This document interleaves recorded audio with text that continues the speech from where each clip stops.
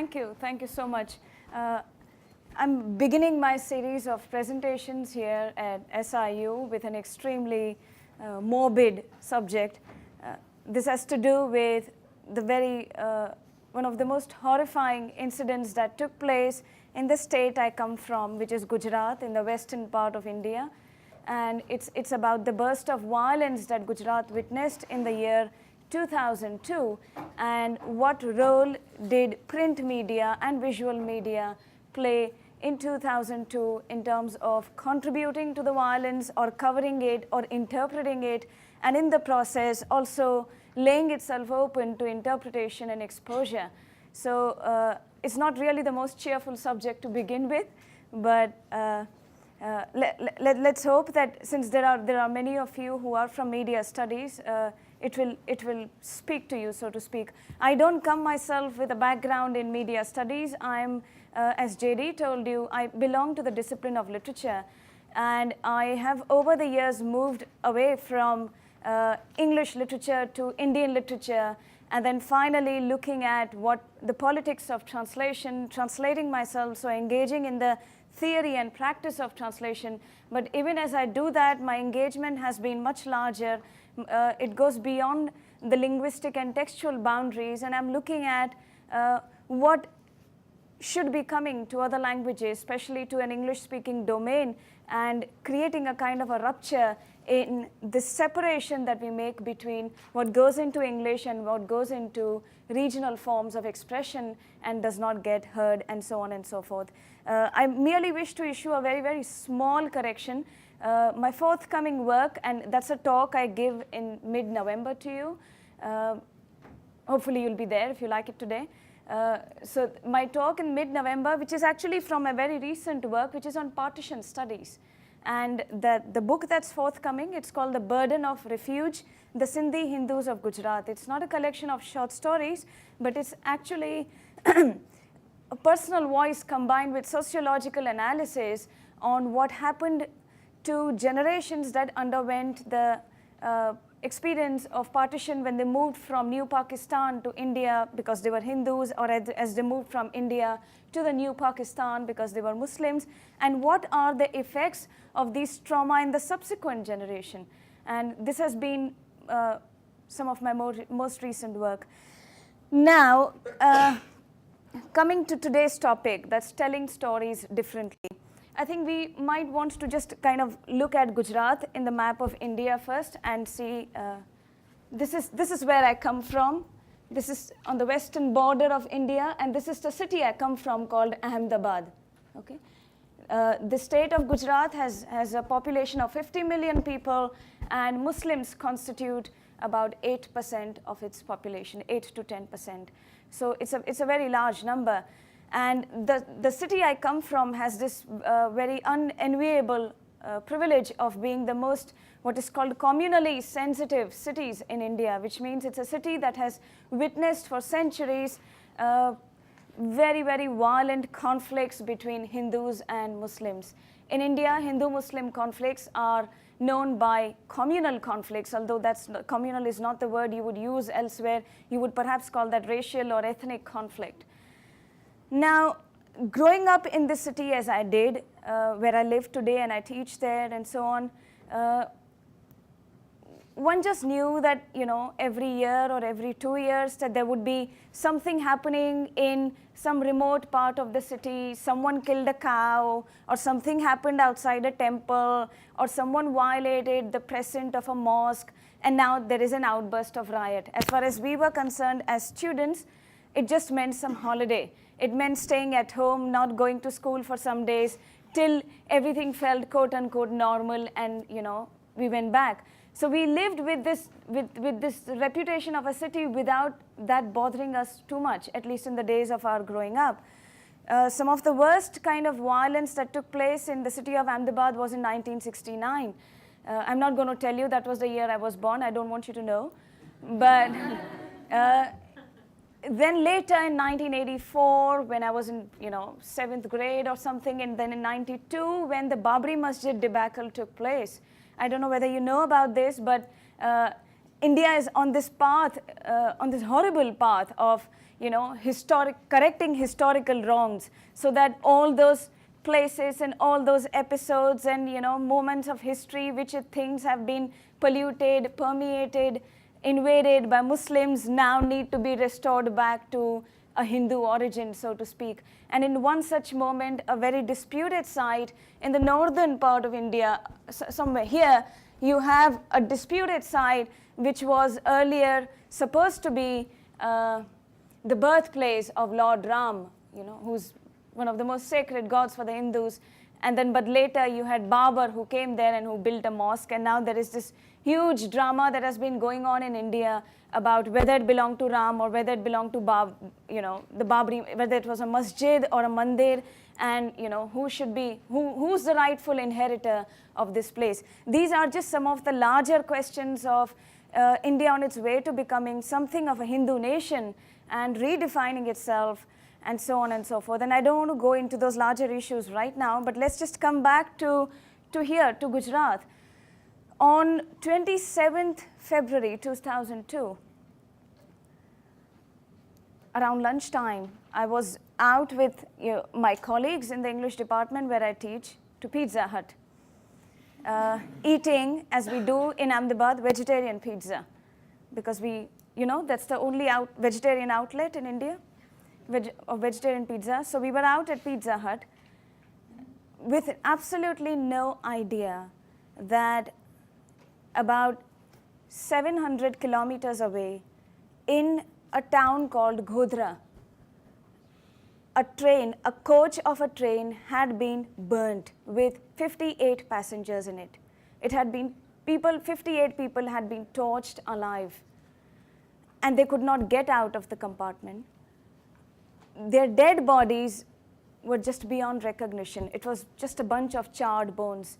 This was happening that afternoon, and we didn't know about it. When we went back to our respective homes, it was all over the television. And we thought, oh God, that's serious. Now what's going to happen? And one thought that surely there would be riots again, in the sense that it seemed as if there was some kind of a, if you like, foreign hand in it, Pakistani hand in it. In India, we've got a habit of ascribing everything to a Pakistani hand so that we don't have to reflect upon ourselves. So it seemed like there was some kind of Islamic terrorism here. Seemed like the easiest solution to jump to. And we thought there would be riots in some remote parts of the city and life would go on, but it still seemed quite scary. The next day, Vishwa Hindu Parishad, which is a very fundamentalist outfit in India, Hindu fundamentalist outfit in India, it called for a bandh, which means it called for a closure of all activity, all shops, everything. And they went around, asking people to shut down shops and offices and so on. By evening, there was smoke bellowing out of every nook and corner of Gujarat, not just the city where I live, but every Muslim in Gujarat was being hounded out of his house or his shop, killed, tortured, burnt, raped, mutilated. The shops were being burned. 2 days later, when I come out of the house and I see so many restaurants which I had no idea had Muslim ownership, because it was kind of camouflaged in a way that it seemed like a generic name to the restaurant, you couldn't tell. Charred, completely smoky and charred, because they had all been burnt. Now this was unprecedented, even by the violent standards of this state called Gujarat. This is 2002. So this was the Hindu backlash, the Hindu revenge upon the incident I told you about in Godhra, where 58 passengers had been burnt alive. This is what triggers off a very serious shift, so to speak, in the way those of us who come from Gujarat, in the way we see things now, in the way we write, in the way we think. It has been perhaps the most shameful episode in my life of something that I have witnessed at close quarters. So this forms then the basis. I will now show you a small visual. Which one do you want to see? Yeah, the visual communalism. Film? No. Or from the PowerPoint? Yeah, the PowerPoint.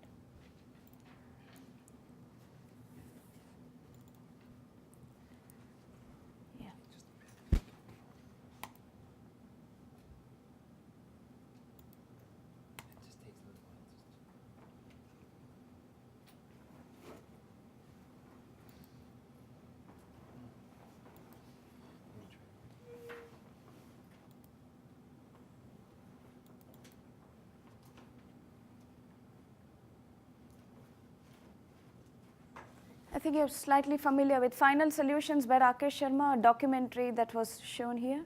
Yeah.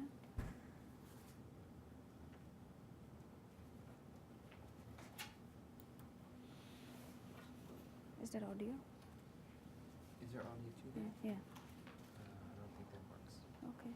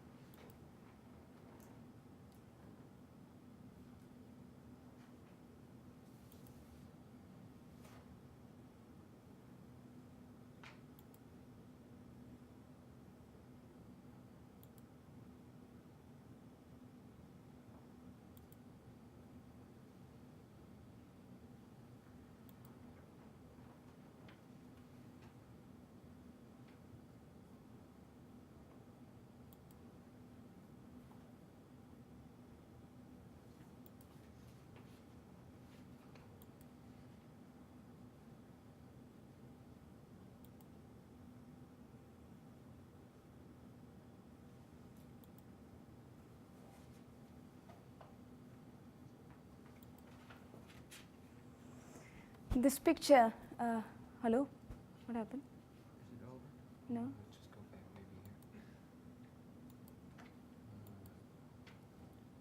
See, it reached the end. Anyway, will you try it? I'll just, yeah. What I was trying to show you there, rather unsuccessfully, was actually clippings from a couple of documentaries that were made about Gujarat 2002. And you also have clippings here from English and Gujarati newspapers who tell different stories. You have among the Gujarati newspapers, Gujarat Samachar, Sandesh, Phul Chhap, with very, very large circulation figures in Gujarat, and a large part of Gujarati middle class sees its world through these newspapers. They did not condemn the Hindu backlash of the incident that I just mentioned to you. They did not mention how the Muslims were dying. They mentioned to you only, they gave pictures of these charred bodies, of the Hindu bodies that happened in Godhra. And everyday newspaper would play this extremely sensational role by, telling you that how in such and such area so many Hindus died, and describing to you how some of the women who were traveling by the Godhra train were pregnant and how it was someone's birthday. It displayed the images of these charred bodies on a VCD, and you had to many Hindu houses these free VCDs that were being distributed, CDs that were being distributed with the way train arrived at Godhra and how mercilessly the Muslims had killed the Hindus. It did not talk about the Hindu backlash, the hounding out, the almost ethnic cleansing that took place in Gujarat on 20th February as a reaction to this. Not only that, you had the Chief Minister of Gujarat, Narendra Modi, making these very, very well-known statement for which he was quoted all over. He said, oh, but when there is action, there will be reaction. Yeah, the fact that if the Muslims did this to the train in Godhra, then we would react. You also had some very established, prestigious, reputed academics, intellectuals from Gujarat giving interviews saying that this time the Muslims will not be able to get away, and saying these things openly. The Gujarati media was quoting these things openly. You had headlines that said things like, so many women's breasts had been chopped off. Or you would be told that, the Godhra where the train was burned, it receives thousands of letters from Pakistan every day. Or that Godhra has RDX, or it will mention, Muslim ghettos of Gujarat and say that how there are madrasas being run, and then there are weapons being found there, and so on and so forth, with no condemnation at all of what was happening in the rest of the state. On the other hand, you had English newspapers strongly critiquing and condemning the role of the state. the Gujarat riots have been most disturbing primarily because the state was complicit in what it was almost state-sponsored riots. You had the Chief Minister Narendra Modi, who, after the Godhra incident, is known to have told his police not to act for the next 72 hours. Just let people give vent to their anger. Just let people do what they want for 72 hours, no action at all. So in 72 hours, you had the goons of the VHP and the BJP trying to destroy as much as possible. And over 2,000 Muslims were killed in a matter of 72 hours. So the inaction of the police and the complicity of the state just made it all extremely frightening. With this inactivism of the police, one section that was very, very active, and that was media. You had the Gujarat riots of 2002 were also different in other respects, in the sense that it was the most, it was like live coverage, the largest TV and cable riot covered in real time. So SMSs, digital phones, email messages, pamphlets, hate campaigns, rumors, all forms of media were employed not only to tell you about what was happening in the riots, but it was also generating huge degree of polarization in people who were either with the English media or who were with the regional media. So that people who were reading the Gujarati newspapers were reading one kind of news, and people who were reading the English newspapers were reading another kind of news. And it's almost as if readership and ideologies and loyalties and allegiances got divided into English and Gujarati. It's almost as if those who read in Gujarati and consumed Gujarati newspapers loved Gujarat, and they were sympathetic to Hindus, and they condemned the incident that took place on 27th, whereas those who were reading the English newspapers went along with the condemnation that happened as a backlash on 28th February. So this kind of large-scale media coverage takes place in Gujarat in 2002. Then you also have, I have here a couple of headlines here from newspapers which might give you an idea of how the English newspaper was covering it. VHP crown for Gujarat mob leader. And this is on February 28. It says, Muslims fear him. He calls himself a devout Hanuman Bhakt and social reformer. And the Vishwa Hindu Parishad has made him a Dharmacharya, a post specially created for him. Meet Babulal Patel alias Babu Bajrangi, whom police have identified as one of those who led the mob that burnt alive 89 people in Naroda Patia on this day. Now, one of the constituencies in the city of Ahmedabad, Naroda Patia, 100 Muslims were burnt, women were raped, and there were some people who were thrown into a well. And the politician who was in charge of this constituency has still not offered a public apology. The English newspapers gave pictures of the well. Okay. It gave pictures of the women. The Gujarati newspaper didn't mention a word about it. Whereas the Gujarati newspaper kept referring to the Godhra incident and the fact that the Muslim community at large in India had not yet condemned it or offered any kind of apology. Then you have here another headline that says Godhra filmmaker heckled. Rakesh Sharma, who made Final Solutions. Then you had another filmmaker called Shubhradeep Chakravarti. You had media people being stopped, censored, beaten up.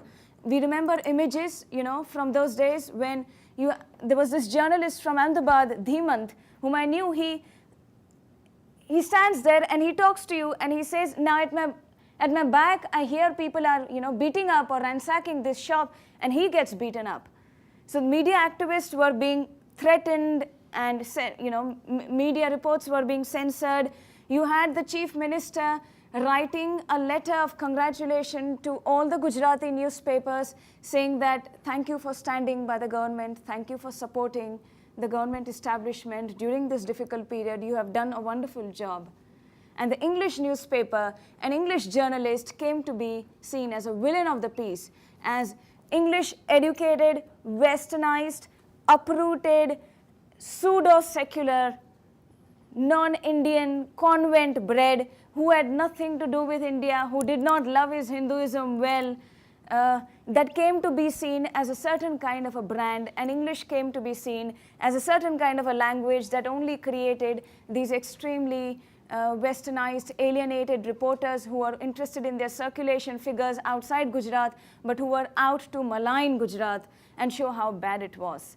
So you had the chief minister referring to these as five-star media activists. And by five-star media activists, he meant people who would consider themselves to be liberal or politically correct, or who thought this was wrong, who had the courage to express it, and so on and so forth. You had the English newspapers also giving you headlines like VHP admits hand in Gujarat riots. Then you have one of the very, very vocal ideologues from Gujarat, Praveen Togadia. It says, defiant Togadia admits to hand in Gujarat riots and in Babri demolition. RSS trains guns on Mahatma. This is worth listening to. In controversial remarks, the RSS on Wednesday blamed Mahatma Gandhi for the country's division and attacked the media for its anti-Hindu bias and asserted that all Sikhs were Hindus. At a function organized here to honor its volunteers who saved Hindus from Muslim goons, RSS chief K. Sudarshan also urged Hindus to organize themselves and said the unnatural partition of the country must end. While Gandhi succeeded in creating and leading to a people's movement, he committed two mistakes supporting Khilafat movement and making Pandit Jawaharlal Nehru the first prime minister. The end result was that two enemies, Pakistan and Bangladesh, were created forever. Then you have headlines like VHP to distribute tyrants, the Vishwa Hindu Parishad, which I mentioned to you. Unfortunately, that clip this is not playing, yeah? The visuals communalism? No, it's not playing, but Yeah. these movies are all more. Yeah, okay, that we can do later. Yeah, you have the Vishwa Hindu Parishad giving for free in small villages and then to tribals and Dalits in Gujarat, tridents to go and kill Muslims. Okay? They are not being told to kill Muslims, they are being given these tridents and they are being told to rescue Hinduism, to protect Hinduism. So the English newspapers were covering these events and the Gujarati newspapers were not. The circulation figures of the two leading Gujarati newspapers, Gujarat Samachar and Sandesh, rose by 70,000, 80,000 each during the period of Gujarat 2002. I also want to kind of share with you some of the very interesting cartoons that the English newspaper did. I have here with me the Prime Minister of India at that time, Atal Bihari Vajpayee, who belonged to the BJP and who had clearly the support, who supported the Narendra Modi's government in carrying out what it did. The Prime Minister did a huge turnaround. He came to Ahmedabad about a week after the riots. He visited the relief camps where the Muslims were being given protection because their houses were burnt down and so on. And he's quoted to have said at that time that we Hindus burn the dead, we don't burn people alive. It is against our tradition and we should not have done this. A week later, there is a conference of the BJP in Goa where the same Prime Minister does an 180-degree turnabout, and he says, but you see, they have always been a problem. And they've always kind of spread terrorism and so on and so forth. And it seemed to social scientists and academics and so on that the Prime Minister was scared of removing Mr. Narendra Modi, the Chief Minister of Gujarat, because he was extremely successful and popular. Gujarat has emerged as the BJP's laboratory of Hindutva, where these practices can be done successfully. So you have here a cartoon where the Prime Minister is reading the newspaper which says 6 killed, 15 killed, 2 burnt alive, so on and so forth. And he says to himself, oh my God, even the thought of removing Modi scares me. It will lead to even more violence. Then you have here, I have here another, I'll pass this around in a little while. You have this little boy who comes to his father and he has a mathematical problem. He has a problem in maths and he tells his father, if a man kills 7 persons in an hour, how many will he kill in 2 hours and 35 minutes? Okay, trying to solve his arithmetic problem. So these are ways by which the English media was. And then you have here the Chief Minister, Narendra Modi, who tells the media people, he says, there's killing going on and so on, and smoke is bellowing out of places, and you've got this minister saying to media people, saying, now I suppose you media chaps will give exaggerated reports about the incident and bring me bad name. So do pass this around, and you could as response to the insidious role of the Gujarati media in Gujarat 2002, there was an editors guild that visited Gujarat, and it was formed by leading journalists from newspapers such as the Hindu and the Indian Express and so on. And I'm reading out some sections from the guild report. It says, overall, our finding is that the prompt and extensive portrayal by sections of the local press and national media of the untold horrors visited on innocent people in the wake of the Godhra carnage was a saving grace. The exposure of the supine, if not complicit attitude of the state and manifest outpourings of communal hatred stirred the conscience of the nation, compelled remedial action, howsoever defensively and belatedly, and activated the National Human Rights Commission, the Minority Commission, and other safety mechanisms. However, the role of the sections of Gujarati media, especially the Gujarat Samachar and more notably Sandesh, was provocative, irresponsible, and blatantly violative of all accepted norms of media ethics. Then they also go on to interviewing the editor of a leading newspaper, and this is what they have to say. Many media persons experienced the anger of Hindutva forces. So did the guild team. One of its members was closeted with some print and TV journalists at Ahmedabad Circuit House on April 1st when there was a loud commotion. The team which came there was threatened. A group of 6 or 8 VHP stormtroopers burst into his room, shouting and gesticulating, jostling those present, vehemently accusing them of hatching a dark conspiracy behind closed doors. A Gujarat Information Directorate official sought to intervene and said that discussions were in progress with a representative of the Editors Guild. The mob thereupon turned on the latter vociferously, demanding to know whether this media person was Hindu or Muslim. He replied that that was irrelevant, said he was Hindustani, as in an Indian, and he gave his name and he asked the intruders to introduce themselves and state the purpose. They refused to identify themselves, shouting, "Hum Hindu hain, we are Hindus," each insisting in turn that that was his name. It was explained that the guild team in Gujarat was to inquire into the media scene and wished to meet everybody and hear all sides of the story. It was going to Gandhinagar the following day to meet with ministers and officials.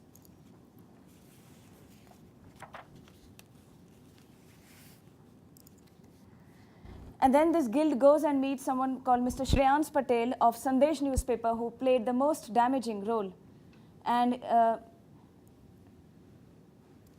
the editor showed to the guild Mr. Narendra Modi's letter, which expressed his high appreciation for the newspaper's restrained coverage of the recent events in the best traditions of journalism.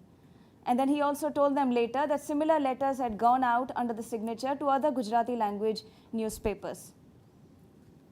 And then the guild mentions that how before parting company with this editor of the newspaper, the editor told them, he said, the government dances to our tune. We can get them to do anything.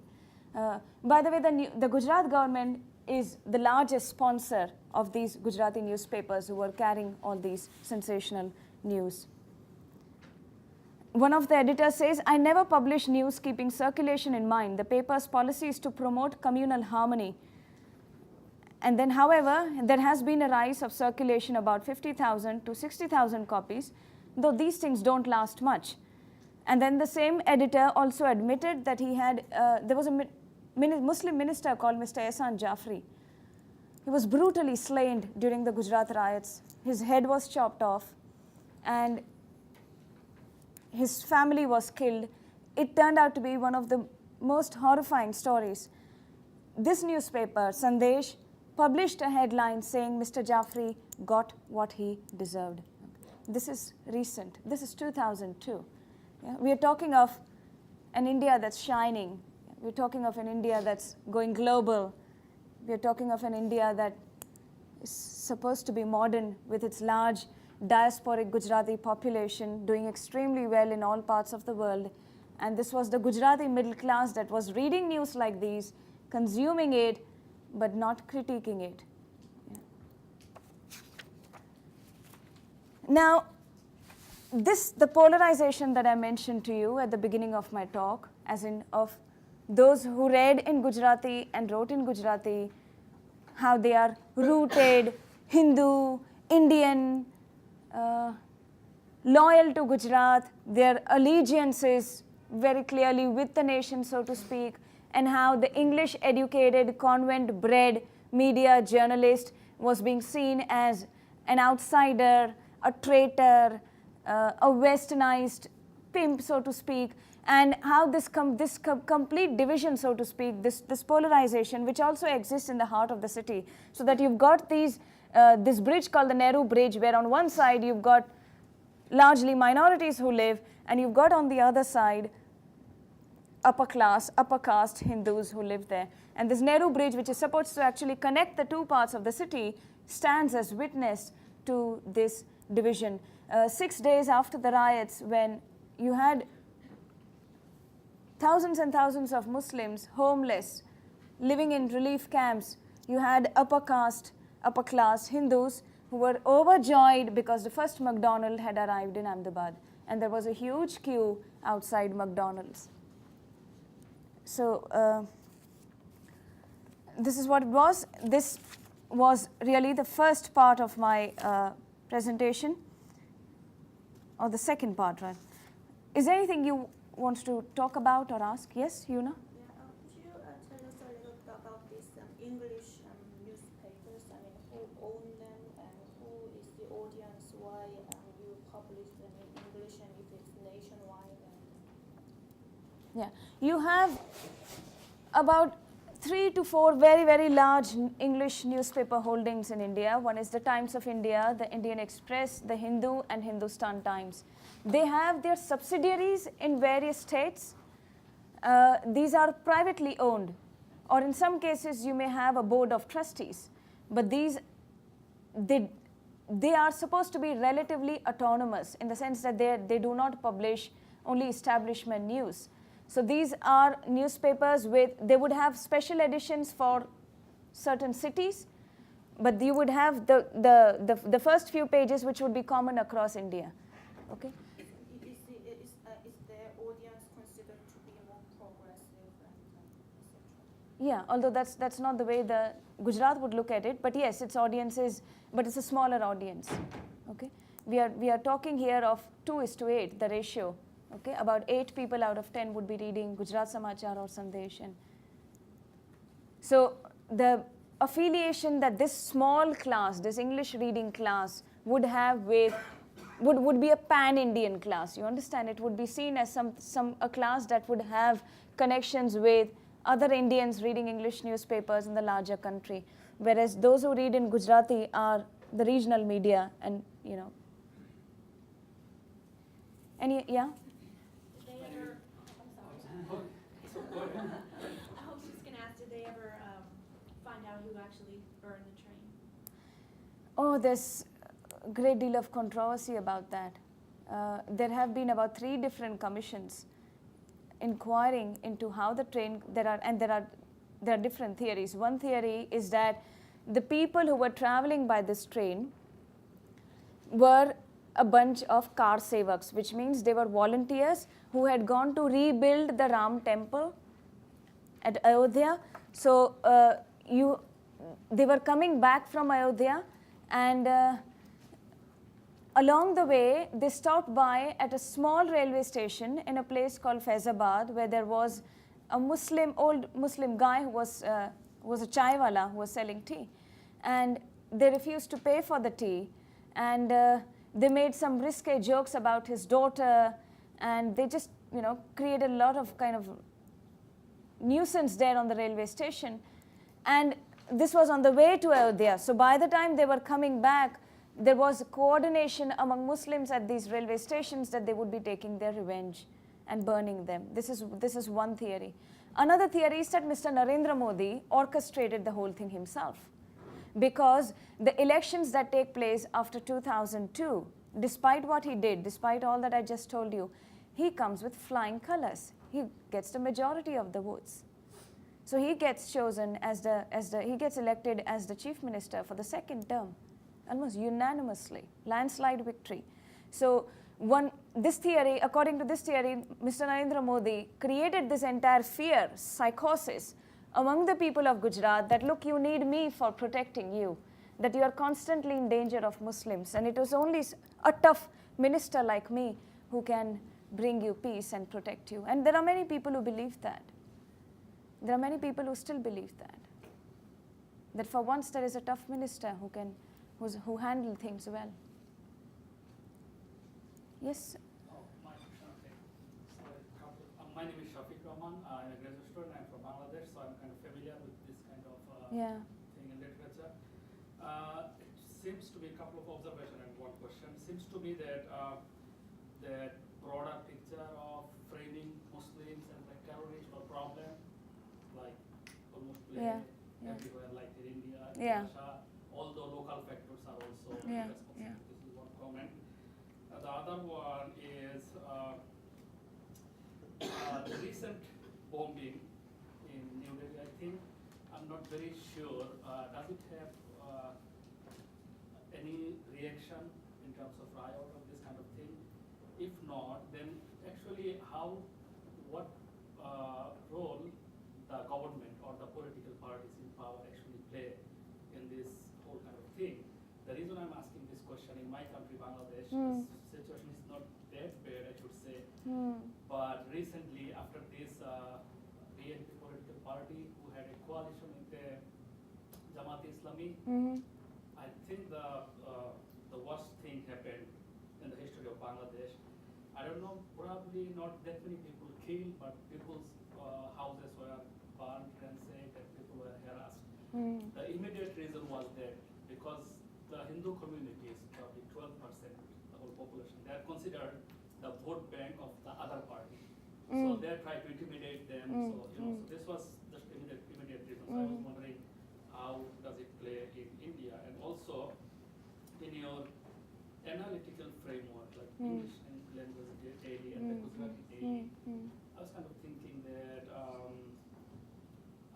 then you kind of, as a division as a society, the English language people and the local language people, how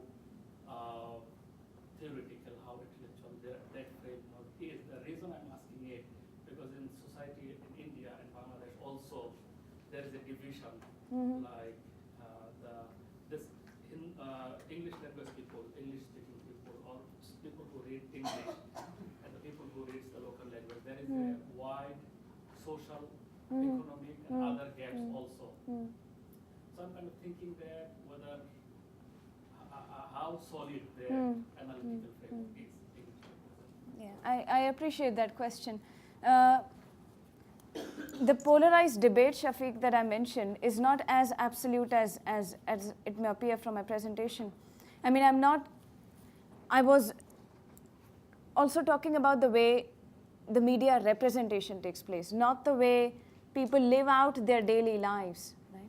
In the way people live out their daily lives, there is a fair amount of bricolage, right? There are a fair number of paradoxes and contradictions and interstices by which we are liberal. We may be consuming all the politically correct news, and so to speak, and yet retreating into a very primitive idea of who we are and so on and so forth. These things do happen, and they do happen even in Gujarat. But in the way the entire media representation, especially in the print media, was played out in 2002, it seemed as if it was a polarized society. So even when I say that there are these two divisions and that they are not completely irreconcilable. For instance, the section I mentioned to you beyond the bridge, where the minorities, the Parsis and the Muslims and so on live, Hindus would have shops there, right? And there would be interdependence of business, okay? But at the same time, after 2002, there has also been a greater reinforcement, so to speak, of this polarization. You have Muslim families pulling out their children from schools with predominantly Hindu children, and vice versa. So you have, by and large, you would have, you see there is also a huge class difference. Yeah? The Muslims of Gujarat are by and large poor people. So you would also have schools, entire schools, where you may barely have 1 or 2 Muslim students. And this has begun to happen especially more after 2002. So I understand that in terms of, as an intellectual framework, it doesn't seem to wash much. But a large part of that polarization is also true. I think it's only when you examine individuals closely in their everyday lives that there are paradoxes and contradictions, and those are the ones, those ambivalences are the ones that we need to hang on to and we need to foreground and talk about. And this also brings me actually to another part of my presentation where I'm showing how cinema does it, fiction does it, newspapers don't do it, reportage doesn't do it. Reportage moves in this space that makes truth claims, in this space which is quote-unquote factual and which is only reportage, but some of the cinema about Gujarat 2002 does it very, very interestingly and with far more subtlety and far more nuances. There was a story I've translated by a Gujarati writer, a woman writer. Those, by the way, in those few months there was hardly any expression from the Gujarati middle class, okay, about condemning these riots or even writing anything about it. And then gradually you have few voices, but you can count them on the fingers of one hand. So you have this one play, for instance, called, in Gujarati it says, Dost ahi chokkas ek nagar vastu hatu, which means in English, my friend, there certainly existed a town here. And this play was put up in Ahmedabad to full audiences. Strangely, the play went off peacefully and there was no reaction. And now that's again something I can't explain. Okay. But this play was written by this very promising young man who shows you that there are these two, he shows you these two young people. One is called past and one is called present in Gujarati. And they're archaeologists. And one is lazy and just wants to go to sleep. The other one is very, very restive and wants to dig up this place where they are standing. So the one who's lazy is past. He's called Atit in Gujarati. And he keeps telling the other, now just lay off, you know, let's have a good time. And this one wants to find out what is happening. So he begins to dig. And as he digs, the city of Ahmedabad is unearthed. The city I've been talking about. The narrator of the city is the bridge I mentioned to you. The bridge comes up to them and has a conversation. The city is strewn with dead bodies. And the bridge tells them the story of how this is futuristic, okay? It's based in like 30, 40 years later. So this bridge is the narrator, and it tells these two archaeologists as to what has happened to the city of Ahmedabad and how it came to be the way it did. And it describes, and it's very interesting. This was almost a sociological analysis in a play, and you know, so it shows that there takes you to 1980s when Ahmedabad was booming with textile mill industry. And there was employment, and you had among certain sections of society huge opportunities of working as mill workers in the mills and so on. And then the mills closed down. And it renders large number of male population completely unemployed who are eventually recruited, okay, by fundamentalist outfits who give them employment and money and alcohol and tridents and recruit them to a Hindu fundamentalist agenda. So the play situates, you know, the moment of an upsurge of communalism in that context. Then there is this story by a Gujarati woman writer called Meenal Dave. It's a very, very interesting story. And again, this kind of story, so to speak, is not available to us in the newspapers at all. One would have to go to imaginative forms of literature or fiction or cinema to do this. So you've got this woman who is in a city called Baroda, which is 2 hours away from Ahmedabad. It's end of the day. She has to go back home. The previous week, the riots had taken place, and then there was a curfew for 1 week, and the curfew has just been lifted. And we are very used to these curfews, you know. And when they are lifted, people go out and eat ice cream. They feel, oh, life is normal now, you know, let's just go. And especially in Ahmedabad, they go watch the river, they go eat ice cream. And reflection about why this happened, the way it happened, is something we don't do. So you've got People out on the streets, there is this woman who has to go back, take a train, and go to her city. It's end of the day. She comes to the railway station. Because of all this hustle and bustle, she has missed a train. Now she has to take only the next train. There's nobody at the railway station. The trains have gone. The next train arrives an hour later. Until then, she's all alone at the railway station. These are very, very sensitive times. She's all alone. She sits there and she wonders what she should do, feeling extremely scared. And then she thinks, well, what am I scared of? And then she goes and has a cup of tea. She thinks that the chai wala, why is he looking at her so strangely? And is he watching her? Is there something wrong? Then she goes to a phone call booth and she thinks that guy is also looking at her strangely and maybe she shouldn't have been there. Maybe she's not safe. And then again she continues to sit. While she sits on a wooden bench, reading a book, right beside her, she watches somebody who has come and sat next to her. She only sees black burqa. And her heart misses a beat. And she sees this black burqa and she thinks, oh my God, all alone, there is this Muslim person next to her. And then she can't see the face. She's too scared to even look up and look at the face. She can only see these hands, and then there is a bag this person's been carrying. She sees these hands and she tells herself, such rough hands. Is it a man or a woman? Is it a man dressed as a woman? And then she tells herself, what am I doing? Everyone is not like that. I shouldn't be doing this. I'm an educated person, God, these are such prejudices. No, of course, nothing's the matter. And she goes back to her book.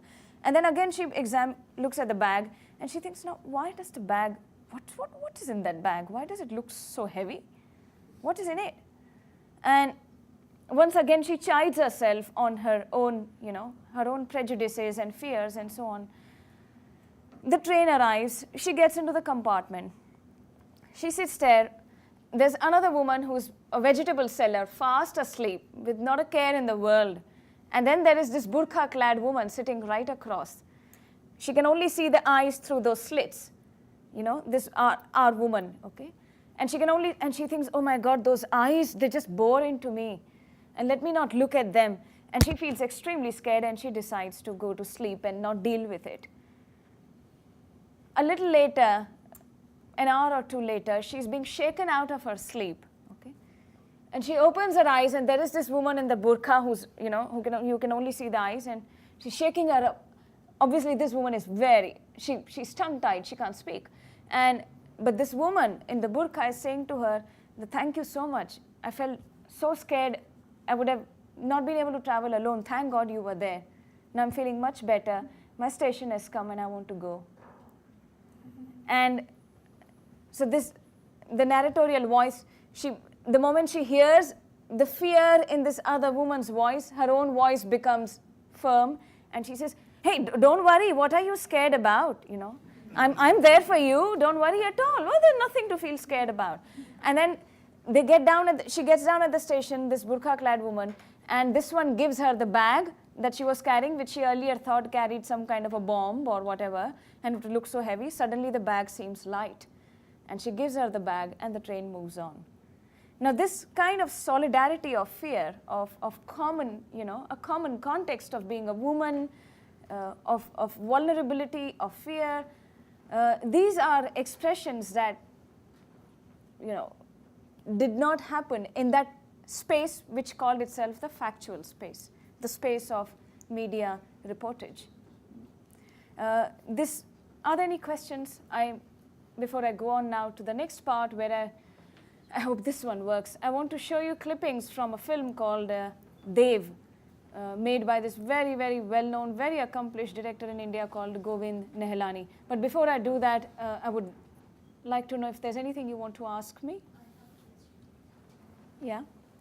Did media really make any difference to as you said, that more or less the middle class was unaffected, means that life was going on as it was. And as the story that you narrated just now also tells that superficially there might be some skepticism getting into people, but otherwise, did it really make any difference to the life of the people, means the Hindu and Muslim, were there antipathy or kind of anti-feelings for each other? Like, obviously when you talked about the Nehru Bridge, so other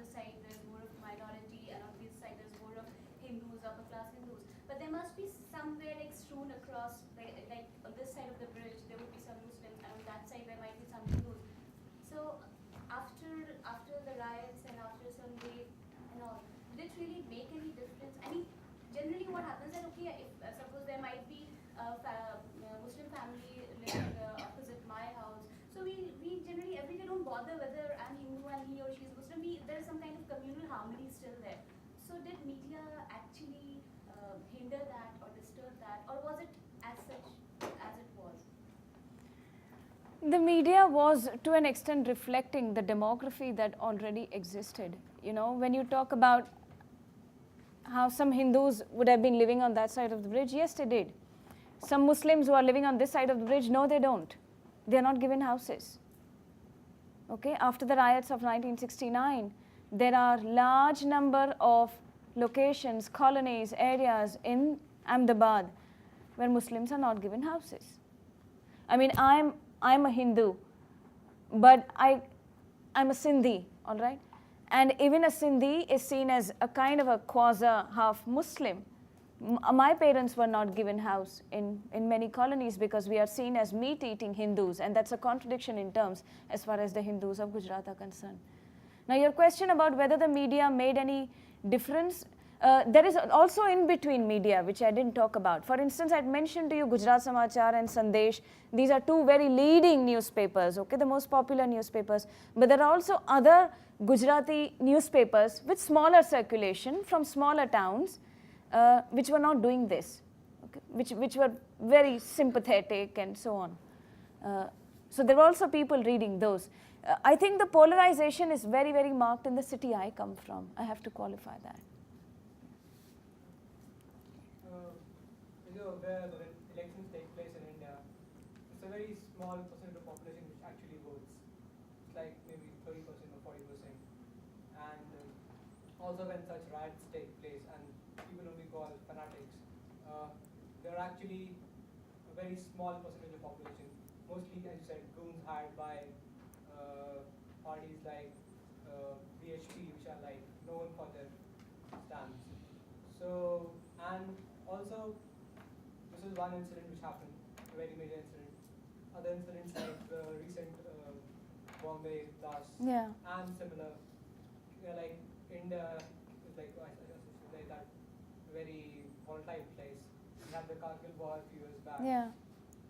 When you say that we don't reflect on such issues, talking about probably a huge majority of people who neither vote, who are neither fanatics, who are like passive spectators, and who have been such for, I think, centuries, and who will continue to be so, and also across the globe. Very few people are actually would either oppose it or support it actively. So, when you make that statement that we don't reflect about it, whom are you talking about? I'm talking about the class I represent. I'm talking about the place I represent. So I'm talking about a very large Gujarati Hindu middle class. Now, there may be forms of reflection even within those, or there may be forms of reflection in other communities. But I'm talking about as people of a state that have witnessed riots over and over and over again, and that saw a complete breakdown of democracy and law and state. This middle class of Gujarat does not reflect. It has not even expressed remorse. We don't even talk about it. To go back to your previous point, I don't want to be seen as people who vote or don't vote and a large mass as this unreflecting mass. I don't think that's the way I want to see it. There is in India as a whole a huge middle class, a middle class that's almost as big as, you know, the population of New Zealand and Australia put together. So we can't, it may seem like a small section, but in absolute numbers it's still pretty big, and it's very well heeled and influential and strewn all over the country. Right? Also, did you show this presentation to places in India other than Gujarat? What were the reactions from people? Have I? I've written about it. No, I haven't done a presentation, but I've written about it. But let me tell you one thing. If I were to write about this in Gujarati, I would have had it. You know, a week before I left, and this is so recent, there is this very well-known academic from Baroda called Ganesh Devi, who used to teach in the English department of MS University, who quit academic life to go and start an institution for tribal people and so on. A Marathi-speaking person who lived in Gujarat. And this is so unlike his tone. I've read his previous work. He has been a kind of a mentor for me. Today there are few people I can talk to in Gujarat because they simply don't understand basic things or don't want to. I can make myself a very comfortable citizen of Vadodara, But the problem is I cannot talk to the people of this city. It is like walking in the desert. I find the popular myth of Gujaratis being peace-loving people impossible to believe. And then there are a series of reaction to this. One is that how could Ganesh, who has who has had a juicy job in Gujarat, who's made his money here, who bought a house here, and we were so hospitable to him, although he's not even originally from Gujarat, how could he turn out to be an enemy of Gujarat and say these things? Which was one of the reaction. Another reaction from a very well-known Gujarati poet, Sitanshu Yashish Chandra, was, "આવી રીતે તો માણસની વાત થાય. Is this how you talk about human beings?" An article which is a response to this. Then there was another response which said, well, Ganesh Devi is doing what Narendra Modi did, that he's just painting Gujarat in black and white. But this is really the first time that such serious debate, or polemic is happening in a Gujarati journal. So for about 4 years, even that had not happened. Yes, Sinclair. I wanted to ask how much was this extraordinary backlash against Muslims confined to Gujarat? And you've said that yes, there's this tradition and so on, and you've talked about how the Gujarati media were fostering Yeah. the feeling. But I know that in India there's often a lot of anxiety when there is communal confrontation. There's a lot of anxiety that, as people elsewhere Yeah. hear about it, Yeah, that yeah. that's going to Yeah. ignite Yeah. further Yeah. violence. So my question really is, was it contained, and I guess how was it contained? No, given that it was out there yeah. in the media. No, that's interesting. I think in terms of palpable action or an outburst of violence, it was contained. It was in Gujarat, although it would have had supporters from other states also. But the reason why it could not have happened to this degree in other states is also because Gujarat was the only state with 100% BJP government, right? Whereas there were coalition governments in other parts. Yeah. You mentioned earlier talking about India in the new age of globalization as a shining light. And, you see many people making a lot of money, having big successes in India. But there's also, and I'm assuming many people in this middle class who feel that, they're okay in India, but they're not achieving the same successes as some of these people. And my thought process during the presentation was, when, they can't reach that higher status, they feel that they have to, come back and find something that's deep within them and their own selves and their own culture. Mm-hmm. And a lot of that might be the reason why you feel that I'm a Hindu, I have to become, more into my Hindu, and a lot of it is that politicians take advantage of this. In Gujarat specifically, and in India, are we seeing much of that middle class go back to their roots in a way to fight the globalization that much of India is encompassing? Yeah, you do that, and it's also added on by the fact that there is a very large Gujarati diaspora, right, of immigrant NRIs who come to Gujarat and who also give very, very strong support to these VHP activities. A lot of fodder, ammunition comes from those sections. Yes. Yes, Joe. Within this, what you refer to as sort of like recurring intercommunal conflicts, I've heard you talk about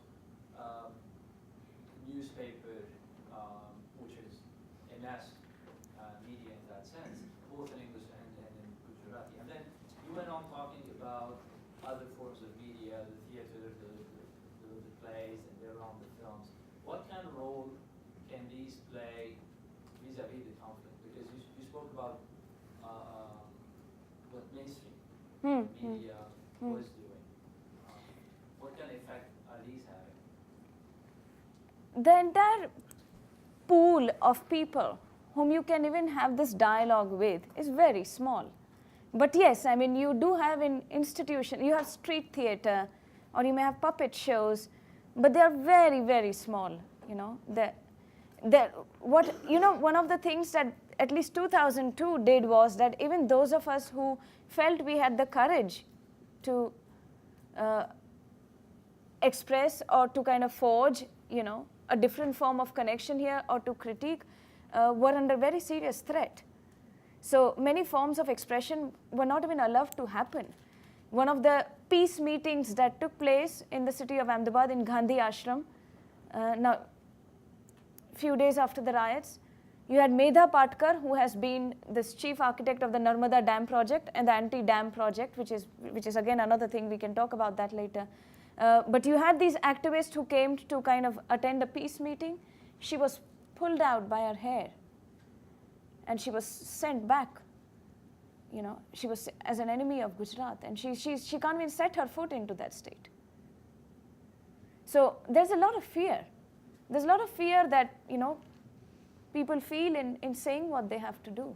In a normal situation, a conversation like this would not happen at all. Or if you did, you may be able to say that, this was wrong and we should have said something, or, yada, yada, yada. And you may have people saying, yeah, but look at what happened. They should all be sent back to Pakistan and so on. You could deal with that.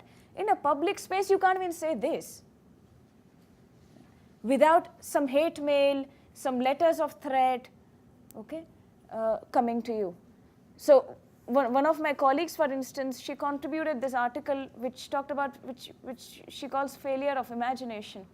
And she says that how as people, when those bodies were being burnt, either in the train at Godhra on 27th or later, the fact that you could not empathize with those bodies which were being burnt, and that this is what you were doing, that there is a failure of imagination. That as human beings, we have failed here, that you're not able to understand what these bodies are going through. She received so many hate mails after that, she has stopped writing. So, yes, Amit? Two questions. One would be that you kind of, you're just situating as a local context. Yeah. In 2002, around this time. Do you see sort of this polarization that you were talking about? Do you see this political mobilization and mobilization of media to accentuate this polarization in local and context of 2002, or do you see a history and more national event, this thing happening? Because I see Babri Masjid, BJP coming into power, and Rath Yatra and all that sort of kind of starting that thing. And what happened in Gujarat, I also see it as, because BJP has to become more secular, NDA and brought up all those, so it has to give a more secular face. But there was another national election coming up around 2000, right? So maybe it was also important for them politically to have another local event which will again mobilize towards Hinduism. And all that. So do you see that link?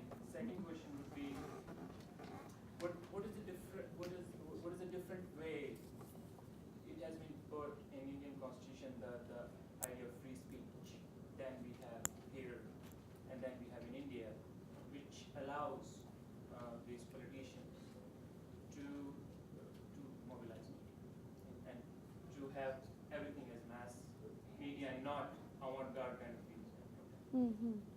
To respond to your the first part of your comment, the links between the BJP government, which ruled the center at the time of 2002, and Narendra Modi's government in Gujarat, between the national there and the local here, the links between the two can't be denied. I mean, Modi did what he did because he knew he could do it, because perhaps in situation today he may not be able to do it again, right? Because there's a UPA government there.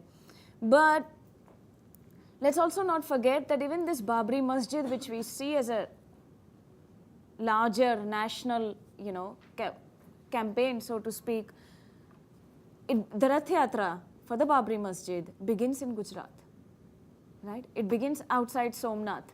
So as a state, Gujarat is very, very important from that point of view. It's not just one of the many states. It's not just a local phenomenon. It is a state of an experiment, and an experiment that has been successful of a Hindu nation. Right? It's also bordering Pakistan, so that's also. Exactly. Let's pause on questions now, and then you can give the final part of your... Oh, I need to show you, I'm sorry, I need to show you the clips of, this is an excellent film. If you have a chance, please do watch it. I've got only some clips here. The film is called Dev, and can we go to this one here? The police. Yeah. Thanks, Mark. Thanks so much. It's about this police officer played by Amitabh Bachchan. I think this kind of commercial cinema can make a lot of difference. You know, you watch it and I'll tell you later.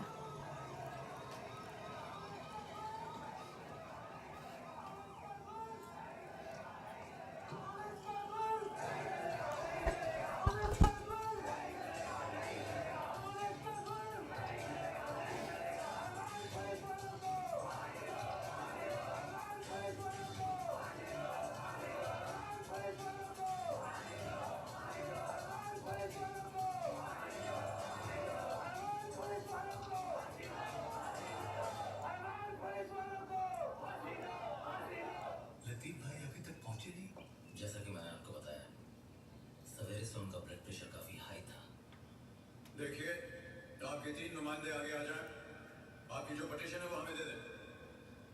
हम उसे CM साहब तक पहुंचा देंगे। चलिए। आदाब। आदाब। ये हमें मंजूर नहीं। हम सीएम साहब से मिलकर आमने सामने बात करेंगे। देखिए, ये मुमकिन नहीं है। आपकी जो भी दरख्वास्त है, आपकी जो भी मांगे हैं, वो आप हमें दे दें। मैं वादा करता हूँ मैं सीएम साहब तक उन्हें पहुँचा दूँगा। नहीं, अगर आप हमें वहाँ तक नहीं जाने देते, तो सीएम साहब को यहाँ बुलाएं। देखिए, ये मुमकिन नहीं होगा। पुलिस की तानाशाही नहीं चलेगी। पुलिस की तानाशाही। पुलिस की तानाशाही। क्या हो रहा है? पुलिस की तानाशाही। क्या हो रहा है ये? क्या हो रहा है? अब रुकिए आप तो बिल्कुल रुकिए। पुलिस की तानाशाही। ये चलती है।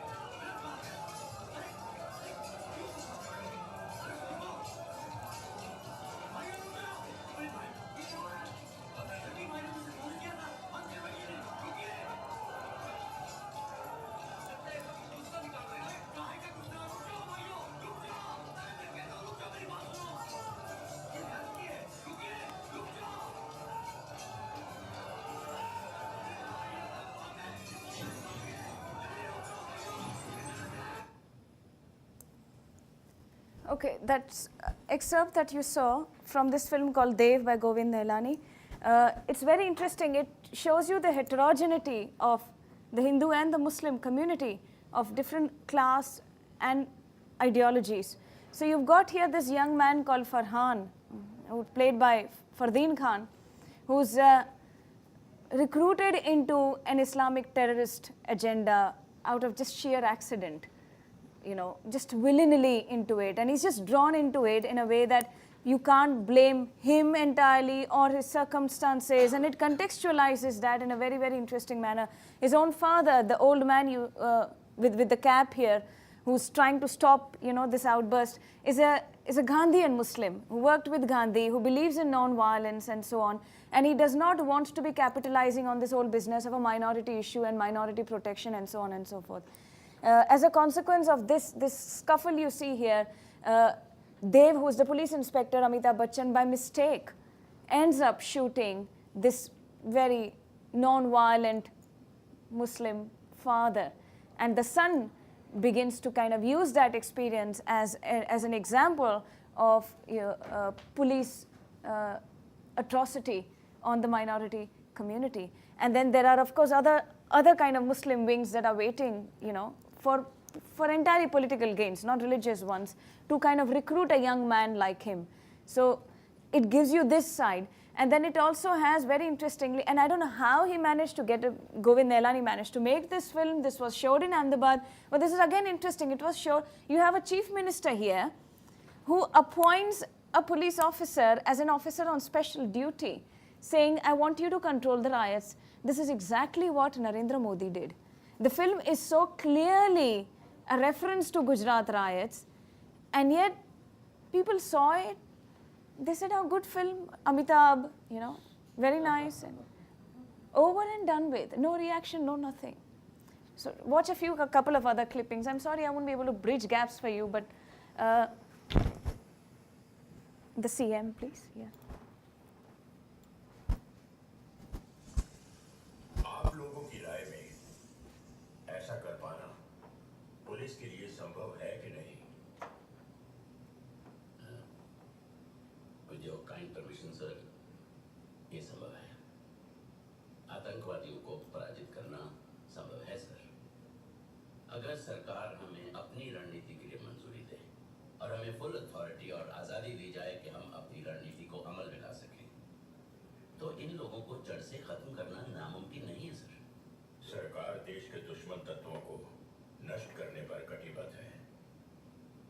जॉइंट कमिश्नर तेजेंद्र खोसला, मैं आपको प्रमोट करता हूँ। So you have this Tejendra Khosla not only watching the riots, instigating it. When people were being killed and burnt down, you have references to the Best Bakery case which happened in Baroda in 2002. You have references to Naroda Patia when the police officers just stood there, not acting at all. That's exactly what he does. And the CM who says, I appoint you on special duty and just go on and do what you want for a little while till you feel better, is exactly what Mr. Modi did. This film was shown in Gujarat, but whatever. Okay. Conversation? Yeah. मुझे JCB देव प्रताप सिंह को खत्म करना है। JCB देव प्रताप सिंह? क्योंकि अली साहब उसी की firing में सिर्फ वही नहीं, इसलिए भी कि हमारी कौम की तरफ फिर कभी हाथ उठाने से पहले हर पुलिस अफसर को मालूम हो उसका क्या हश्र होगा। देव प्रताप सिंह मेरा ही नहीं, हम सबका गुनहगार है। सही पहचाना तुमने जेसीपी देव को। वो सचमुच एक ऐसा अफसर है इसके दिल में हमारे भाइयों के लिए सिर्फ नफरत है। फरहान, इस काम में कितना खतरा है इस बात का अंदाजा है तुम्हें? मैं किसी भी खतरे के लिए तैयार हूँ। गोली चलाई है कभी? किसी की जान ली है? नहीं। मुझे खुद पर पूरा यकीन है। खुशामदीद फरहान। शुक्रिया। फरीद, जी भाई, इसे तैयार करो। मिस्टर तेजेंद्र खोसला, भाई देखिए, एक बात तो साफ है कि हमारी गीता अलग है और आपकी गीता जो है वो अलग है। हमारी गीता देश का संविधान है, उसका कानून है। आपकी गीता क्या है ये? ऐसा है देव साहब, ये देश है तो संविधान है, देश नहीं तो उसके संविधान, उसके कानून का कोई वजह नहीं। मेरी गीता शक्ति की गीता है, शक्ति की गीता। इस देश के दुश्मनों को नेस्तो नाबूद करने की शक्ति। देखिए जरा, यही कह रहा है। शक्ति जो है वो पुलिस, फौज, हजारों में नहीं होती। देश की शक्ति उसके राजनीतिक ढांचे में होती है, उसकी We'll then immediately go on to the next one that says Hitler. Okay, once this is over, and then let's stay. सामाजिक बराबरी और मजहबी भाईचारे में होती है। और ये सब कुछ हमें हमारा संविधान हमें देता है। मुझे पता है तुम्हें क्या होना चाहिए था। क्या? The leader of opposition in parliament. Yes. Yeah, I'm very serious about the diversity. I'm serious, really. अरे क्या हो करते? Come on, chief.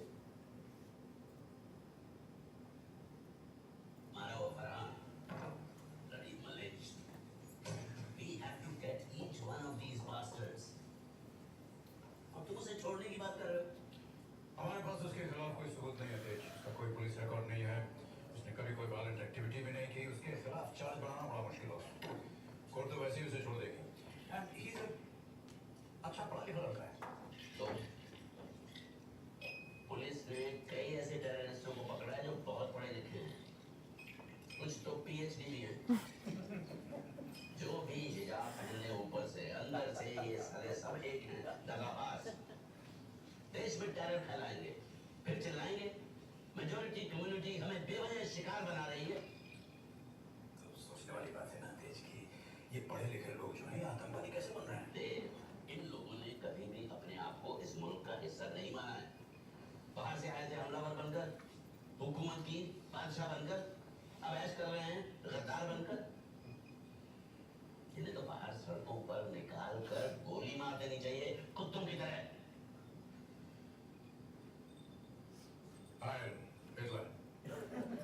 Okay, that's it. Thank you very much.